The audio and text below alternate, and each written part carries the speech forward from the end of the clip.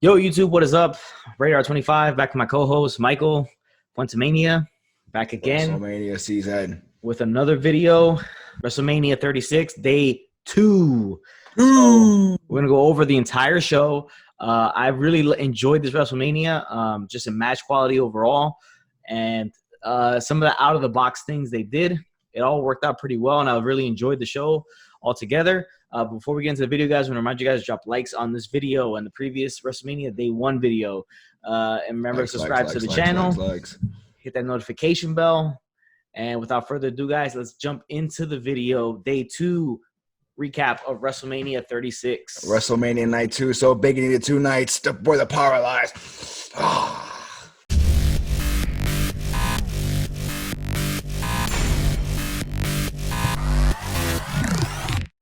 All right, guys, the first match of the night, they want to start off hot, so they started off with the NXT Championship match. Rhea Ripley, the champion, versus Charlotte Flair. Match that we were pretty excited about because the build was actually pretty well done, and Rhea Ripley just looks like a star. She's been built like one, and all that shit going on in there. So very, very good match. I enjoyed the match a lot. I really liked how Charlotte worked Rhea's leg. Yep. Keeping it real old school with that. Yeah, working a body part. Going through there. Yeah, simple, but always add something to it. Yeah, no, these girls really went at it. Very physical match. They got their shit in. They were physical as all hell. They made everyone else look like pansies. Those girls laid everything in. It was good match, really good match, really a brawl from start to finish. Yeah, it really paid off well from the story that they were building this whole time, with them beating each other up nonstop and just like a respect factor, and it really showed like they didn't like each other, and this helps the fact that there's no crowd. It helps in the aspect of that you get to hear everything they're saying, the grunting, the yelling, the pain that they're in, because you heard Ripley like screeching, like yelling loud because of the pain her leg was in, because Charlotte kept working the leg and all that stuff like that. But they were really laying their shit in. I really like the ending. Charlotte gets the win. She's the NXT champion. The ending I really enjoyed because she got Rhea in the figure 4 and was like slapping her in the face because Rhea was trying to like get out of it, and she kept like slapping her in the face, boom, boom, boom, slapping the shit out of her. So it was really good. She ended up tapping out, and now we have a new NXT Women's Champion, which, I mean, I know people are going to be upset because, they kind of have a hate towards Charlotte a little bit because she's been champion so many times already. But this opens up a whole new thing for her to face fresh faces down in NXT. And elevate everybody. She's going to elevate all the women in there, teach them some things. She's literally the most decorated women's champion ever at this point. She's a Ric Flair for the women. And in 5-10 years, she could be one of the greatest men ever of all time. She's that fucking good. So if you don't like her, that's your problem. That's you don't like wrestling if you don't like Charlotte Flair. I'm sorry. Yeah. No, I mean, it's going to help out because, like, again, they're going up against AEW, NXT. So they want her to be on there, to be star power. Star power. And then her, being able to face all those people, all those women, the fresh faces and all that stuff like that. So now, remember, the 6-woman ladder match is going to happen on NXT this Wednesday. That winner is going to face Charlotte Flair. So that's a whole different story. Yeah. Love Rhea Ripley. Rhea Ripley is going to be a mega star. She really showed what she's worth. Obviously, at Survivor Series and everything leading up till now. I don't think this hurts her because it is a high-profile match on WrestleMania against Charlotte Flair. But you can always continue the feud after that.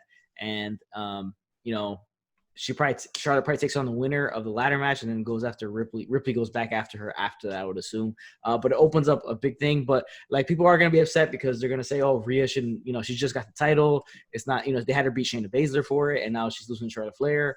But they need more star power on NXT because they are combating AEW. And honestly, Charlotte Flair is miles above anyone in AEW women's division. She's miles above anybody in NXT in the women's division. She's just going to help NXT out tremendously because she's going to teach all these girls what it's like to be a star, what a star looks like, how a star acts, all those things. She has a pedigree of probably no one else in the business. She's a Flair, for crying out loud. Now, I don't know if she's going to continue to stay on Raw and be on NXT as well, like run both shows. I don't think it would make any sense for the NXT champion to be on Raw. Well, I mean, she lucked out because she can do a lot less traveling. Yeah, of course. If she lives in Florida, it's way easier for her and everything. Yeah, but how much traveling she's gonna do now? Yeah, but I think she'll be like the NXT star for a little bit. I mean, this will probably be like maybe till SummerSlam or closer to the end of the year, maybe, but we'll see. But I think it's good. I think it freshens up NXT. Yeah. It freshens her up. She has more feuds now that's the big thing about it. Now she has a lot more feuds, people to work with. Yeah, because because we're gonna see her versus Becky again, her versus Bayley again, her versus the same old batch of ladies now. No, it's good. It's good to shuffle the deck a little bit, move people around. I think now, because like, look, she was NXT champ, so by default she goes down and she goes over to NXT, at least in some capacity, and an NXT woman later on the show moves up to the main, to Raw. So they're just shuffling the deck and having fresh faces move around. And stuff like that. And this is pushing, like, Finn was the start of it, and it's pushing NXT to the level of, like, it's up with the 3 brands. It's not the minor leagues anymore. It's the third brand. Yeah. It's right there, and it's trying to take over the other 2 brands. Well, the smartest thing they could do is probably move these pieces around and put, like, a couple more bigger faces on NXT, which like obviously Finn and stuff like that. I mean, not to say that guys like Adam Cole, Velveteen Dream, Tommaso Ciampa, Johnny Gargano aren't megastars, but they're perceived as smaller because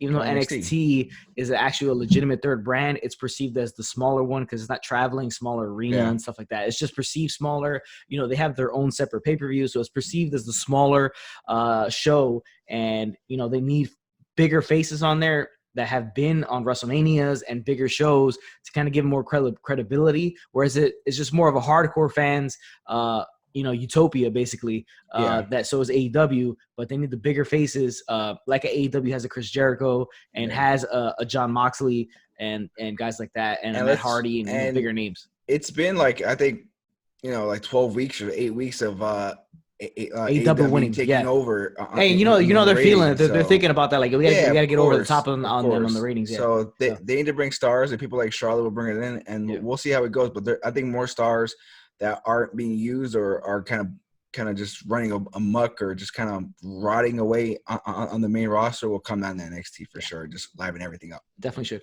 But tremendous way to start the night. This overall WrestleManias have really good match quality, and this is one of the top ones. Really, really enjoyed the match, enjoyed the physicality and the stiffness of it.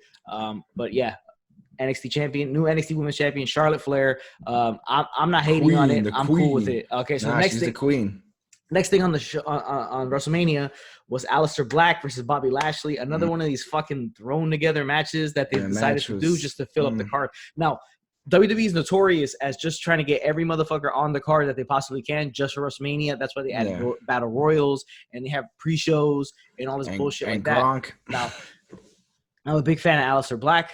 Bobby Lashley obviously looks like $1 million. He's just kind of floundering right now.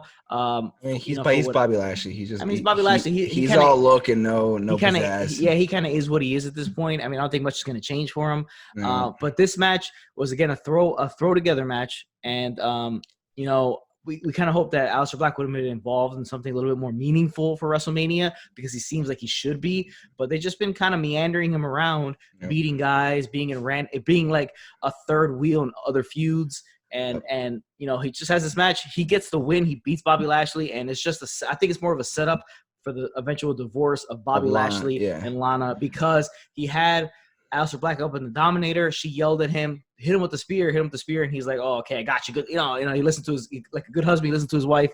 Like a good husband. And he went for the spear, and he got kicked with the black mask, straight in the face, knocked out, lost, and he gave a face to Lana afterwards. Like, I had this motherfucker, and you fucked everything up. So I think that's what they're leading towards. Yeah, like that ran its course. That whole thing that was kind of interesting for a little bit, and then it just died off. But this match was your typical TV Raw or SmackDown around 10:15. End of the night. It was a TV match, basically. TV match. It was what it was. There's not much more to talk about it. Aleister Black, hopefully he has bigger and better things, like out of this win coming into the next few months, because he's too talented just to be rotting around in a match like this.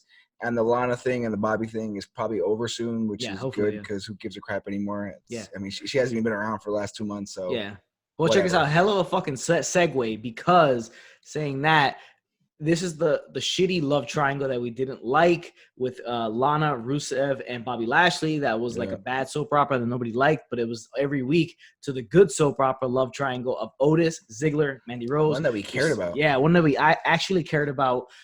Really enjoyed the storytelling, the storyline all the way through, and the payoff. There was one thing I just didn't love, and I still didn't have any questions. Was what the hell was Sonya's obsession with not having Otis. Which maybe we'll find out, but I think anything after this will just saturate the storyline. Yeah, and, where and it's bring like it down. we don't gotta see anymore. They need to end this shit right here, and this needs to be the exclamation point. So what are you saying? And have Mandy be like the either just like the manager for the tag team for Otis and Tuck, and hopefully that can do his thing and maybe she can go on her own feud with Sonya, because okay, so let's get into the match. Ziggler, Otis. Ziggler comes out with Sonya Deville. Obviously, we saw what happened. They showed the video package beforehand of, the cloaked figure with the hooded figure who we think is Mustafa Ali, showing the hidden camera footage of Sonya was behind all this. And obviously, Mandy was mad. Otis came out by himself, so he didn't come out with Mandy. Or Tucky. Yeah, or Tucky. So, Ziggler started dominating the match at first. Otis was able to turn the tide and pretty much really showing like a mean streak in him and aggressive towards Ziggler. He was going to hit the caterpillar. That's what it's called. I was going to call Senate. Yeah, the caterpillar. Yeah. Get your insects right, bud. This big motherfucker, basically doing the worm. Yeah. And he hits the elbow. When he's going to do it, he's doing the worm. And here comes Sonya Deville to do the distraction. Then eventually here comes Mandy Rose making her way down and beats the shit out of coming down Sonya like Miss Elizabeth, like it's WrestleMania 7, saving her man and Macho Man. This is basically our generation's Macho Man and Elizabeth. Yeah, I mean, doesn't hit the same, doesn't tug the heartstrings the same way, but yeah, it was still good, still good. Yeah, still good. I don't think we're gonna hear Elizabeth. I love you. We're not gonna see nothing like that. But Mandy came out and she low-blowed the shit out of Dolph Ziggler. Oh, yeah, it was Nakamura style. I was like, hold it there, hold it there. Nakamura went on that run and just nut-shotting AJ Styles over and over again. And everybody he was close to his nuts. So she nut-shots Ziggler. Otis is able to do the caterpillar, gets the win, gets the girl, they kiss. Yes. So it was a great thing. The crowd goes wild, loves every moment. This is something that you definitely need the crowd there for. So the crowd would have gone crazy. Tears in the crowd. They would have panned out to people in the crowd crying, probably. Would have been amazing, but it was something they could have shown on the network later on. Why was Mandy in her wrestling boots and that ridiculous, like, attractive outfit? Just if she was gonna be in the back all day, a super revealing outfit for a match she was never gonna have. And she had wrestling boots and everything. Yeah, she came out and also she barely got physical. Yeah, she was came out wearing like her regular clothes. Yeah, I don't know. That'd have been fine, but she was looking super glam. Which was, I mean, I'm not complaining. She looked amazing, but who, like, are you serious? Like, why are you sitting back there all night like that? It makes no sense. Yeah, all right, whatever. There's the story on the end. Now I give credit WWE storytelling, the creative team, for the storyline, for the continuity of it and dragging it out and it being entertaining the entire way through. Now I hope they don't saturate it with the mixed tag team matches. Afterwards. Oh, they are. That's what I hope they don't do. It's easy weekly TV, just like we need a segment push. Let's throw that match into it. Because if you were to do it right, you'd either have just a feud between Sonya and Mandy, and call you can find out why she was behind it. And that's all you need. And maybe have Mandy just being the manager for heavy machinery and just move on with that and we'll do their thing. But they're gonna just have these matches with Dolph and Sonya, blah blah blah blah blah. And we still have no idea why Sonya needed Otis not to be around. We still have no clue. That's still an answer completely. Her motivations aren't out in the open. So maybe we'll find out. Maybe we won't. Who knows? Yeah. Well, this wasn't about the match in general. It was just about the entire storyline and the culmination of it. Now, hopefully, they kind of drop it. Not completely drop. They drop Otis and Ziggler out of it and let Mandy and Sonya work that whole thing out. I hope that's what they do. So it doesn't hurt the overall story arc that we just went through, but that we all liked, and it was fun from start to finish. Next thing on the show was the last man standing match between Edge and Randy Orton. Now, tears, sweat. We were extremely excited for this match because the whole build was so good, and Edge and especially Randy Orton were doing the best work they've done in a long time. Seeing Edge back in a match, an actual match. We were hyped to see Edge back. Edge is coming back. We were excited. Now, I really enjoyed the match, but the problem was it was extremely long. Oh, it was so long. Like it just like really long. Like it started off great. I like the whole Randy as a cameraman hiding in, coming with the RKO. Yeah. So he's hiding. Cool. So Edge is waiting for Randy to come out while his music's playing, and then you see that he's the camera guy behind them and comes in RKOs him twice, which was great. Match begins. They start brawling. They go back. a la Johnny Gargano and Tommaso Ciampa, yeah. into the gym area, and they start wrestling, and fighting back there. Yeah. And you know what? I was like, all right, we've seen this, but it was like dark, and they were using different equipment. I mean, they had him in like the TRX. The angle was different. Yeah, the angle was different. They had him in like the TRX and the TRX cables and stuff. That was cool. Like jumping off the sled, the push sled, all that stuff. It was cool. It was fun. And it didn't spend a lot of time there. It spent like a decent amount of time. Yeah. The part that got to me was the part in the office. I was like, well, okay, we get the table. It just felt too long in there. It's like, all right, like you're. There was a lot going on there, because it was a lot of selling going on here, right? So good job by Randy selling his ribs and his left arm. So he kept holding a lot like towards the side, like he was really hurt. Also Edge playing with the neck and his fingers to play on that. But also the facials by Edge and all that stuff. But yeah, they did take a while. That they could have cut that whole boardroom part out, or just done it very, very quickly, because they kept the metal table, the steel table. But going back to the gym, I really liked some of the stuff they did. The TRX thing, Edge drop kicking the plate. Into Randy. He flew right through the damn and then stands. Also Edge setting Randy up on a chair and getting up on the pull-up bar. All that was good. And then kind of like falling on top of him. Yeah, it was cool stuff, the creative stuff. When they got later on, they started brawling going all around the backstage area and the set. Their big store. Yeah, they came back out and they came back out and they went to some crazy storage area. Yeah, now this was cool because I like when they do this shit at the Performance Center, like we did with Gargano and Ciampa, because you get to see the actual Performance Center. Yeah. Like, you get to see more of it. And they showed all the storage areas. I mean, it was getting tight back there too. They were like tight. They started brawling on top of a pickup truck. Edge, you mentioned the spot where they're wrestling by the or just not really, it wasn't much wrestling. It was much like a bunch of brawls, bunch of kicks. It was brawling. So they were brawling by where they do the interviews, which had this little, I guess, like a shelf unit where, of course, there was always a ladder, because there was always a ladder present in WWE. Mm-hmm. There's always a ladder. So Edge walks up it, before he put Randy on like a table or whatever platform, jumped off, did the Macho Man elbow from the top of the shelf. And they went to the tables. That was a good spot. We saw a pickup truck spot. They were on top of the truck. Orton DDT'd Edge onto the back of the pickup of the cover. Whose truck was that? They just smashed that people's trucks. They smashed that cover on the back. Which it was a good-looking truck. Yeah. I was like, damn, I'll take that fucking truck. Why are you smashing that truck up? So after that, they went up on top of the semi, and they were fighting. They were brawling on top of there, and this is where the match would end. Yeah. Now it was drawn. It was a long match. A lot of selling in between. Now, did you see that huge tall ladder that was right next to the snacks table? Yes. Which were like, why was this huge ladder there? Ain't nobody using that shit. Ain't no one using that. And it was like, who because like if nobody's gonna use a fucking ladder that tall, because they'll just use like a cherry picker, and it'll something that'll bring them up and elevate them on a platform. Like, they would use something like that. And then no one used it. If a grip is actually using something like that to work on like a fan or lights up top, they would use like the cherry picker thing that would lift them up on a platform. Yeah. And the fact that they didn't even use that fucking huge ladder that was there was a little bit like, all right, I thought that was gonna happen, but it was good. It was just long. That's all it was. Like, they dragged a little bit, a lot. I enjoyed all the selling. I thought the selling was top notch selling from both guys. Both guys killed it with the selling. Yeah, with the selling of everything. And on top of the semi, Randy hits an RKO. Then he looks like he's gonna concerto Edge. And Edge ends up getting hopping on him before and putting him in a submission hold and kind of passing him out. Basically passing him out, and then does the concerto on Edge.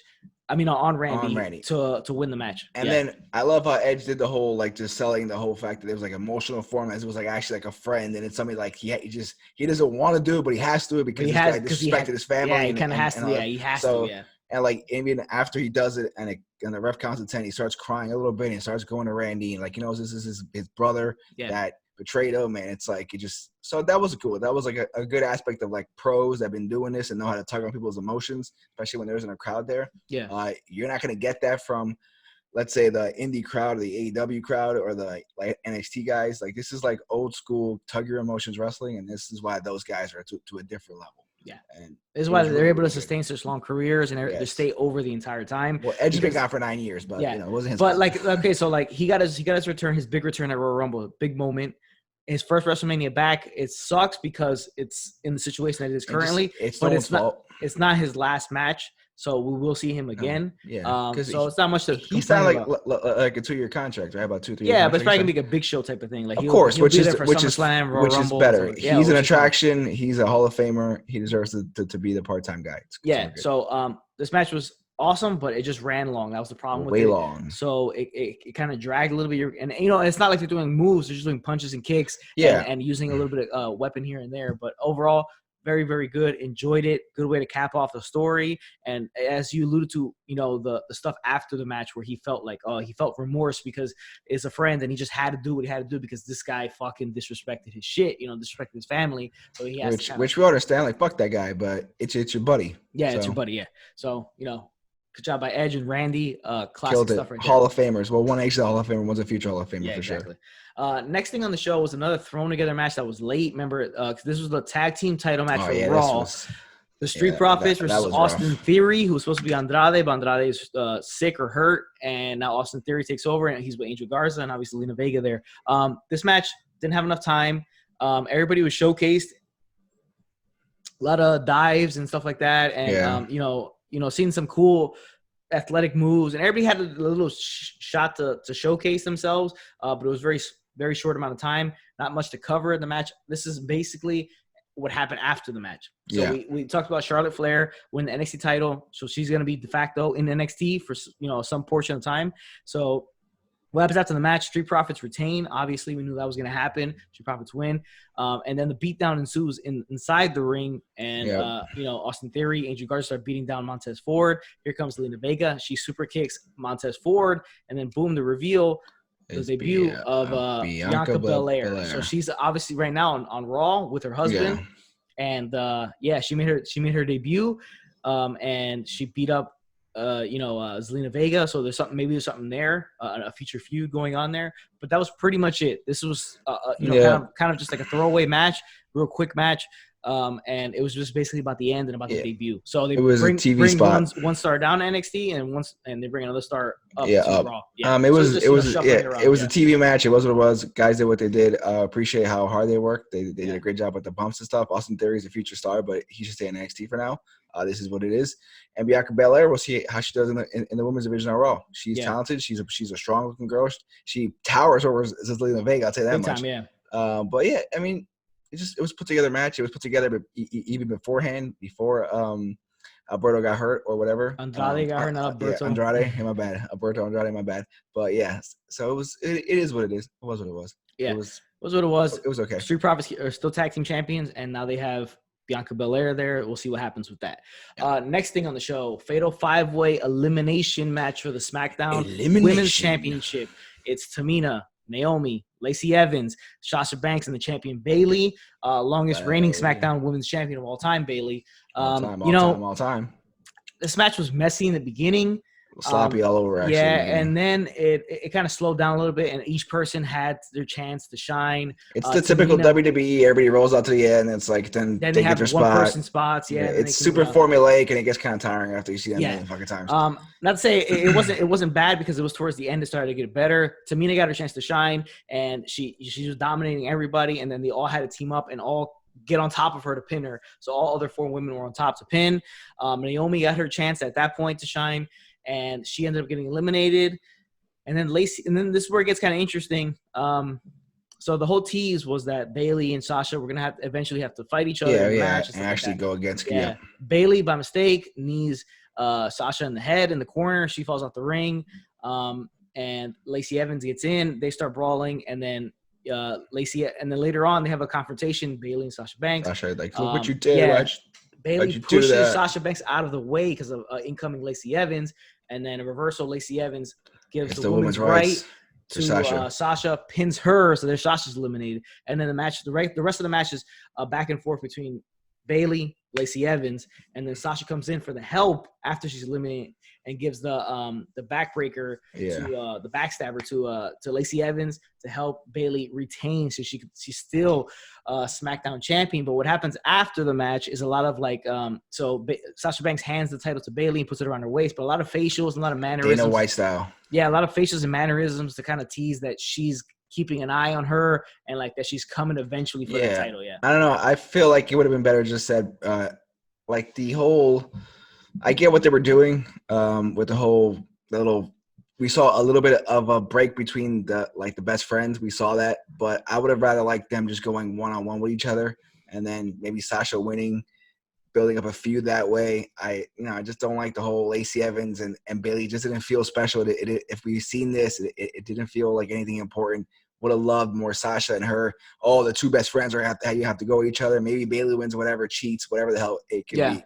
Just maybe then have a feud between them two again, because they put off 5-star matches all the time. So yeah, I mean, it was okay. It was like I think the build for this should have started sooner, so they could have paid it off at the big show. Yeah, because now you kind of like you don't know what's going to happen after this because of the way everything is set up right now, and in the world right now. So you don't know how long this is going to like sizzle until you can actually jump on it. So maybe they should have jumped. I think the 5-person match is just too much. They should have done maybe like a triple threat. I mean, Lacey, I think a Sasha. four women's would have been fine. There was no reason to put Tamina in. You didn't have to put Tamina in there, because she's not going to be viable to anybody. Yeah, and like she had like the whole Big Show spot where all the girls had to go pin her. It was like, I mean, she's not bigger than Nia Jax. So that's more of like a Nia Jax spot. It's like whatever. Because Nia Jax's been champion. Tamina hasn't really much done of much of anything. So she's just there. And if this was Nia Jax, made more sense. Yeah. Yeah, so just keep it 4. You should have just done Sasha Bailey. It would have been more impactful. You would have cared more. Yeah. Again, we'll see where this goes. They could come off with something way better. I just feel like Sasha and Bailey should have just faced each other. Who be the last two? Whoever wins that, whatever. You can build a feud for months off of that. Yeah. You could have done these teases. I mean, you did some of these teases earlier on, but you could have kept it going. From a longer time out, and then when you got to this, you would have had maybe Sasha and Bailey at the end, the last two. They team up to eliminate everybody else. They go at it. Let's say Bailey retains. She does an underhanded thing to beat Sasha, and that's when the breakup kind of starts to happen. But right now, Bailey's still champion. They're still friends as of right now, but there's teases here and there that the breakup is coming, but who knows when that will happen.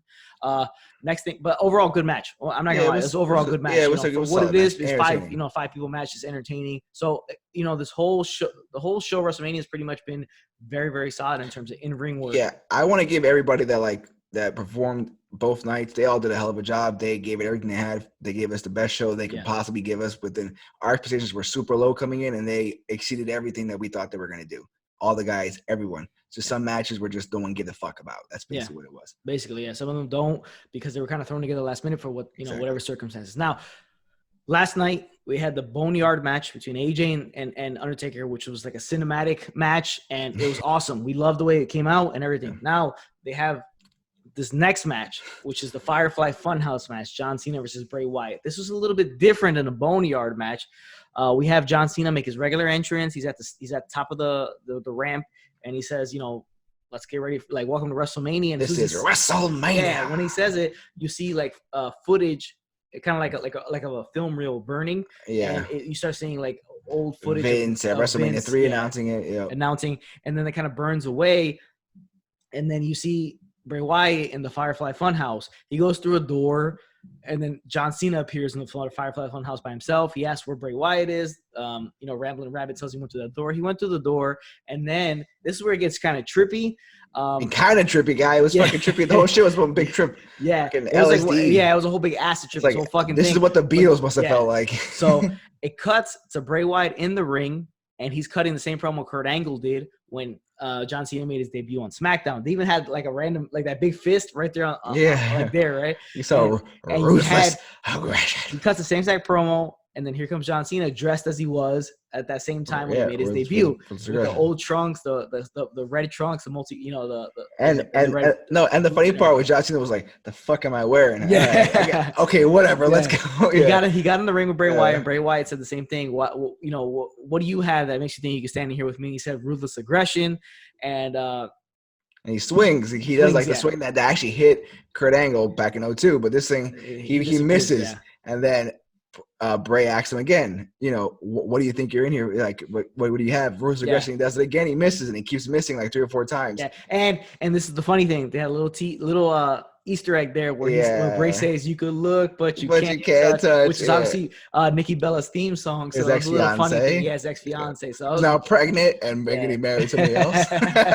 Yeah. Nice one, John. Yeah, and then after this, right, it segues into Saturday Night Main Event. You see that now stable has the puppet Vince and it's like Buzzard. Something but Buzzard Macho or something. No, it was Macho Mercy. Mercy the Buzzard, Macho Mercy. Yeah. And then they show the Saturday Night's Main Event intro song, and then you see Bray Wyatt there as like, Muscle Bray. And full he's behind, 80s. Yeah, and he has a big Saturday Night's Main Event banner in the back, the blue cage. He's standing behind it, like how Macho and Zeus did their promo during that whole where Zeus was climbing guard match. Yeah, and you had to have Miss Sherry kind of crawl around to get to the other side. Yeah, fucking stupid. So he cuts that promo talking about guys with muscles, stuff like that, 80s look, and here comes John Cena, shirtless and holding dumbbells, and he just keeps curling them and cutting a super 80s promo, like just so super 80s promo, and he's just there, and then Bray's just looking at him like, oh shit, look at that body, and he keeps like fucking doing like 200 curls in like a minute. He keeps doing the curls thing, and then that ends.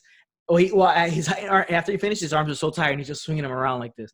And then he's trying to swing at Bray, and then Vince like, put your hands up, puppet Vince, put your fucking hands up. And this is just him saying like is Bray, the hypocrisy of John Cena and all that, and playing towards that. And then from there it cuts to Basic Thugonomics John Cena. He shows up with the same gear he had last year at WrestleMania when he came out and rapped against Elias. And he comes out and starts rapping against Bray Wyatt in the ring. He says Bray Wyatt's a slut for all the opportunities that he's blown. And that's when here comes Bray Wyatt saying that everything he's gotten he's earned and all that stuff like that. And then basically from there it goes to the strange. I think this might have been the strangest one. It cuts to the WCW. Oh yeah, I don't know what, but it cracked me up because it was just like an Eric Bischoff. I guess because they fired Eric Bischoff, it's just like fuck him, say something fucked up about him. Because John Cena was never in NWO. He comes out like NWO Cena, like Hollywood Cena, with the belt, doing the whole dance thing, and like like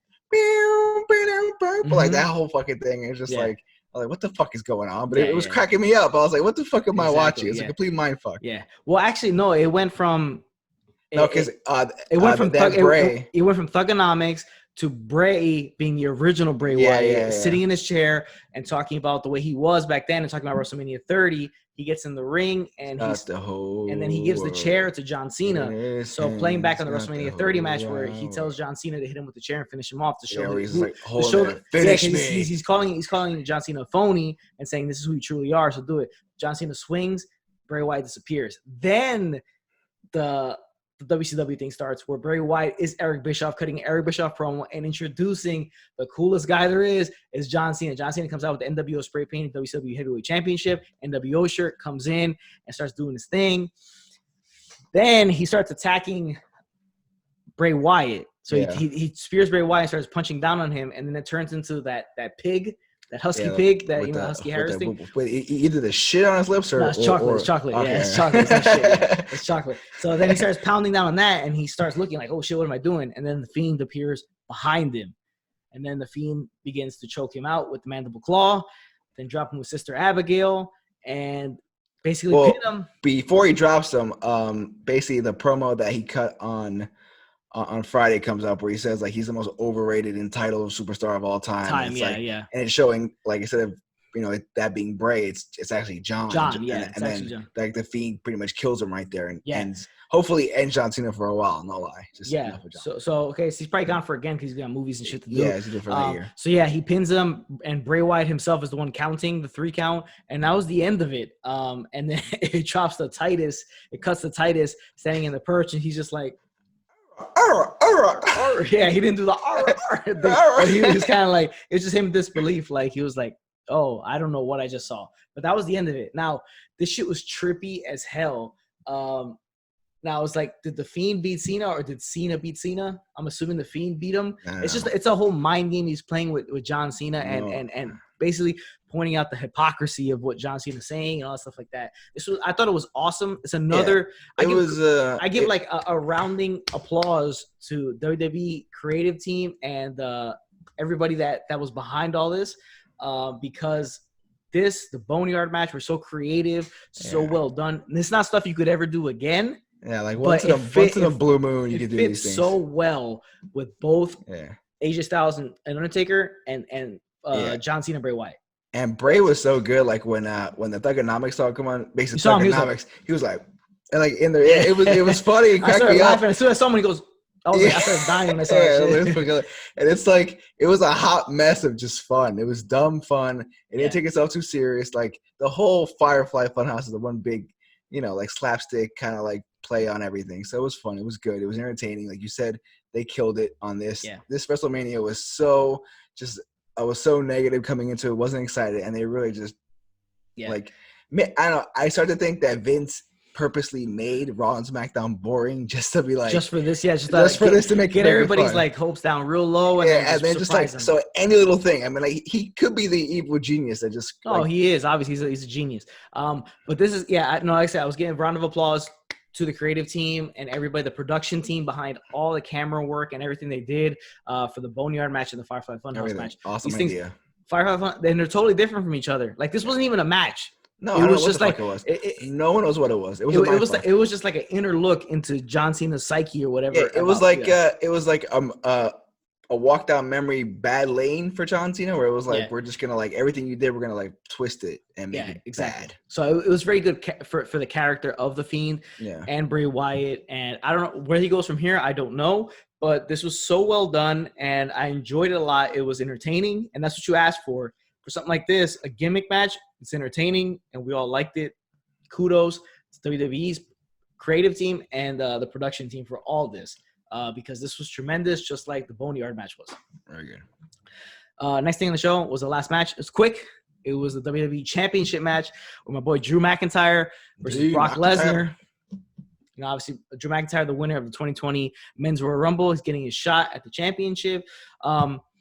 This match started real quick with a Claymore kick, like right in the beginning. Right off the bat. Yeah, which Brock Lesnar kicked out of, and then the beatdown ensued with the German suplexes.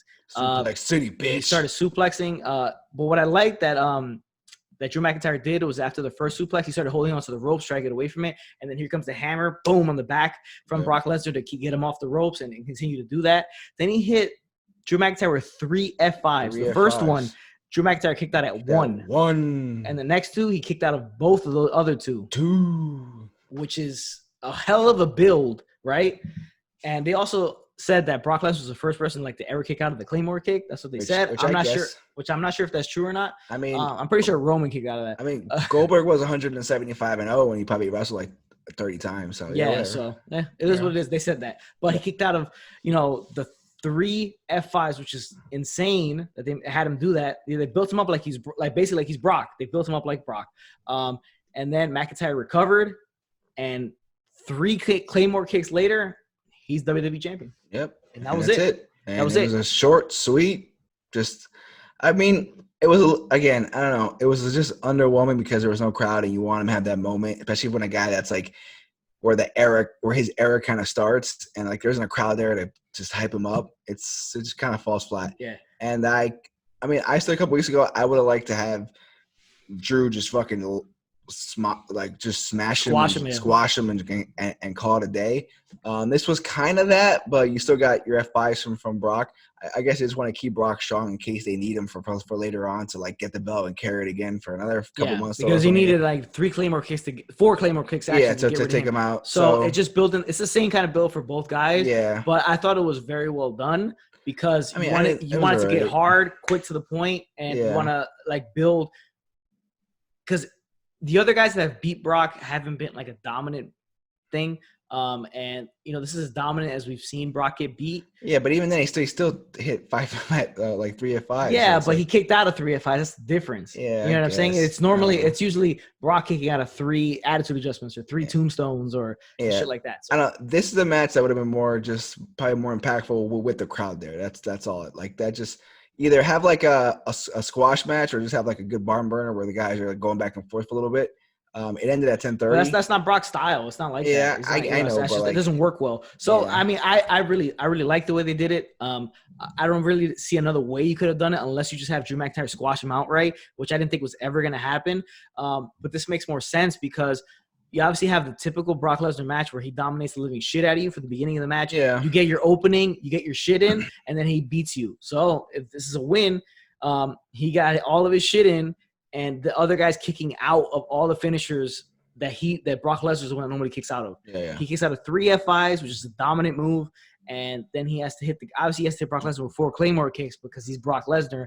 But it is what it is. I really enjoyed it. He got the win. He's the champ right now. He pointed to the camera and said thank you to all the fans for being behind them. And hopefully, if they still get more stuff on TV in the coming future, they build it. They continue to build properly as him as champion. That's the hope, and he needs a good dance partner. Right now, I'm not sure who that is, and hopefully that the guy that's gonna dance with him is somebody that's legit and can elevate him and elevate himself. And I mean, obviously, we would have wanted this to be in front of a crowd. Yeah, it would have been so much better. Title changes like that. It would have felt like a Shawn Michaels boyhood dream moment, stuff like that, or and just the impact of those F5s, the impact of the Claymore kicks, the crowd would have been just like hot for it, and it would have been like living on every inch. Like when he kicked out of the F5 at a count of 1, the place probably would have been crazy. It would have been crazy, and then every subsequent F5 they would have kicked out, it would have been crazy. Yeah. When he hit all those Claymore kicks, when he hit the last one, the place would have probably went nuts. Yeah, like that match.